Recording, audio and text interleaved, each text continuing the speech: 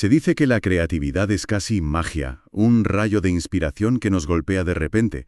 Pero, ¿y si es una ciencia que podemos desmontar, pieza por pieza? Bienvenidos, hoy vamos a meternos hasta el fondo en un análisis fascinante de la creatividad, basándonos en una investigación en profundidad de la psicóloga Liane Gabora. Un tema con mucha tela que cortar. Muchísima.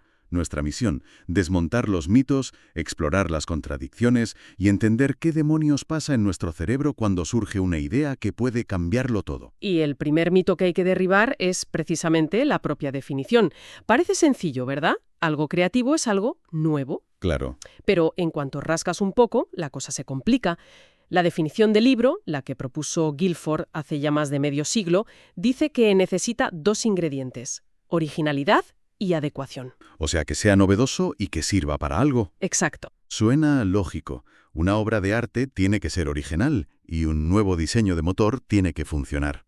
Pues sí, pero la propia investigación ya nos pone sobre la mesa una tensión brutal entre esos dos conceptos. ¿En qué sentido?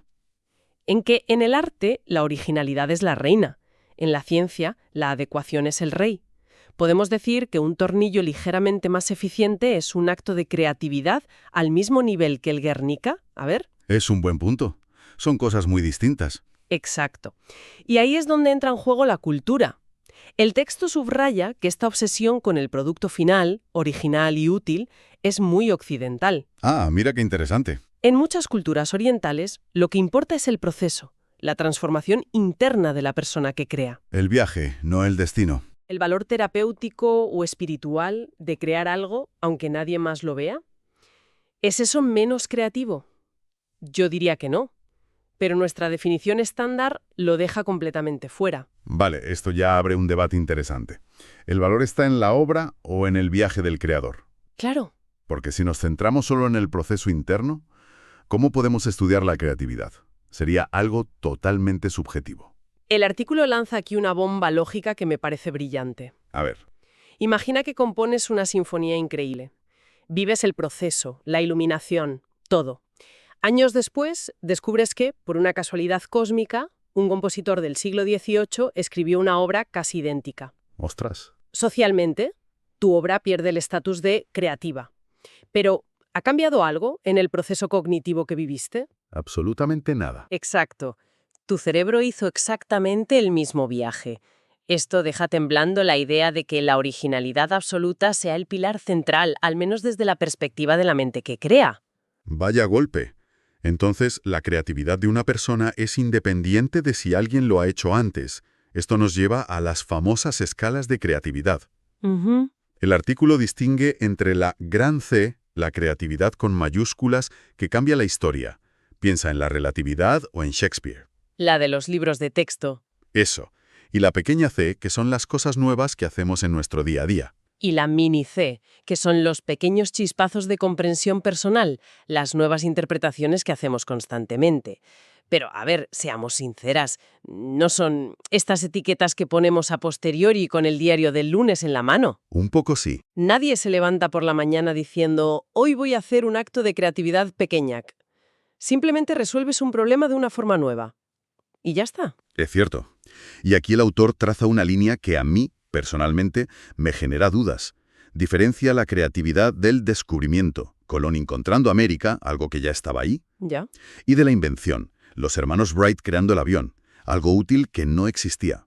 Argumenta que estos actos son casi impersonales, que si no hubieran sido ellos, otros lo habrían hecho poco después. Y yo ahí discrepo frontalmente con esa visión, por muy romántica que suene. ¿No estás de acuerdo? Para nada. ¿De verdad podemos decir que la invención del avión fue impersonal?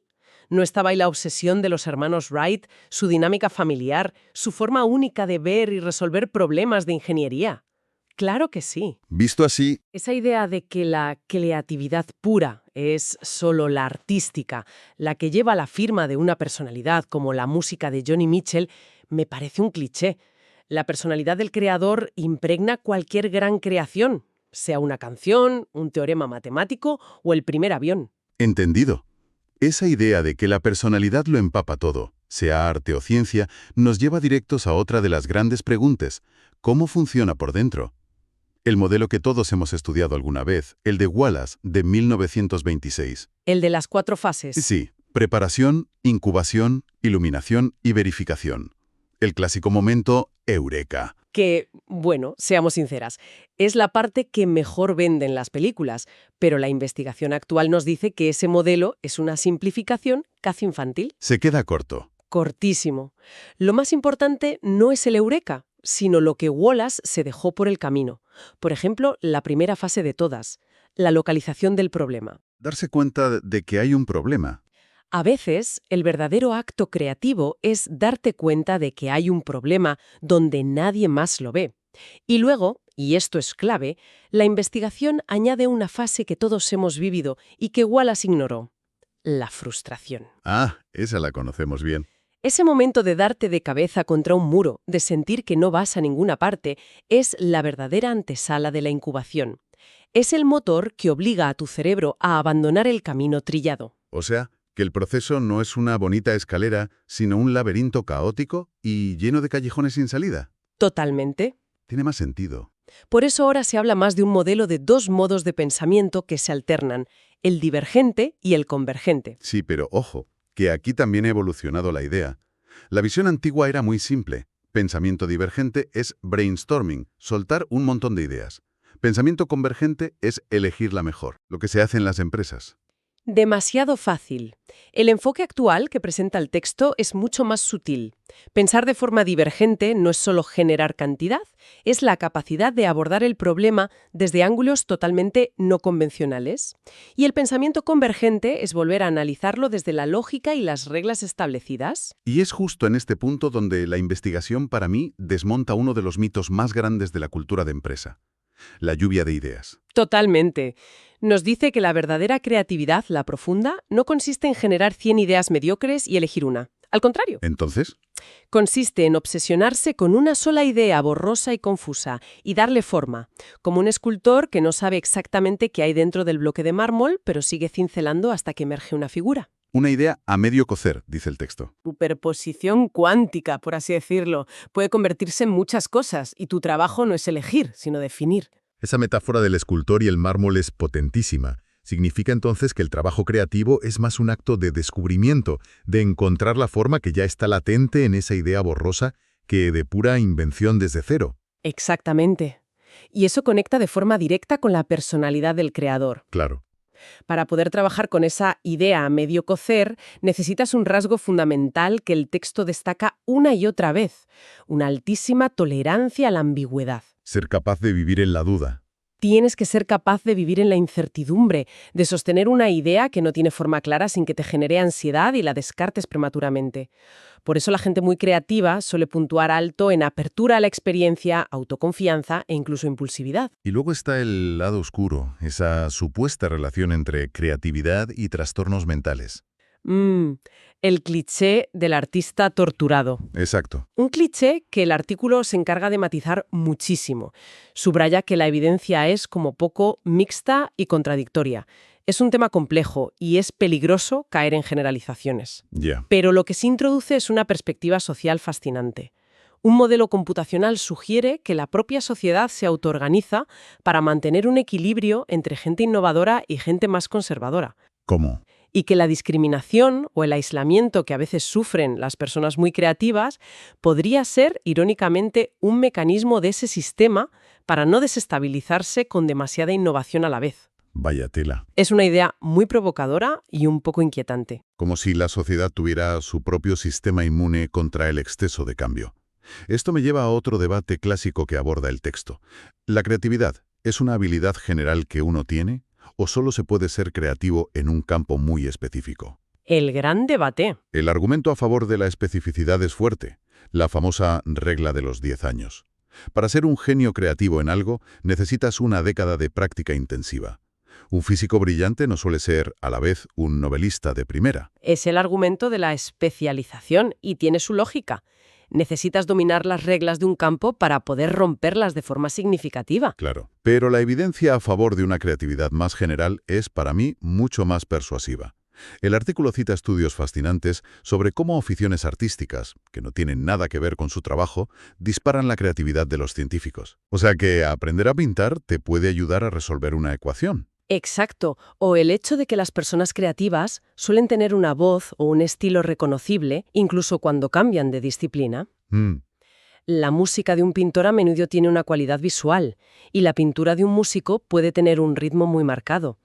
No se trata de ser un genio en todo, sino de que la habilidad subyacente de conectar ideas dispares es transferible. Entonces, la conclusión es un modelo híbrido. Eso parece. Necesitas la base de conocimiento profundo de tu campo, los 10 años, pero la chispa, el salto creativo, a menudo viene de conectar ese conocimiento con algo totalmente ajeno. Y todo esto al final tiene que tener un reflejo en el cerebro. Aquí los hallazgos son totalmente contraintuitivos. Sí, esto es muy bueno. Uno pensaría que para tener una gran idea hay que concentrarse al máximo, activar el cerebro a tope. Pues parece que es justo al revés. La creatividad está asociada a una relajación del control cognitivo, Menos control. a una menor excitación cortical. Fíjate si será así que se menciona el cerebro de Einstein. Resulta que tenía una parte de la frontera entre dos regiones cerebrales clave, la fisura de Silvio, menos marcada de lo normal. Espera, ¿qué significa eso en la práctica? Imagina que dos barrios de una ciudad, que normalmente están separados por una autopista de 6 carriles, en su cerebro tuvieran más puentes peatonales. Ah, Eso permite que ideas de zonas muy distintas, como el pensamiento lógico-espacial y el lenguaje, se mezclen con mucha más facilidad. Es una posible base biológica para el famoso pensamiento fuera de la caja.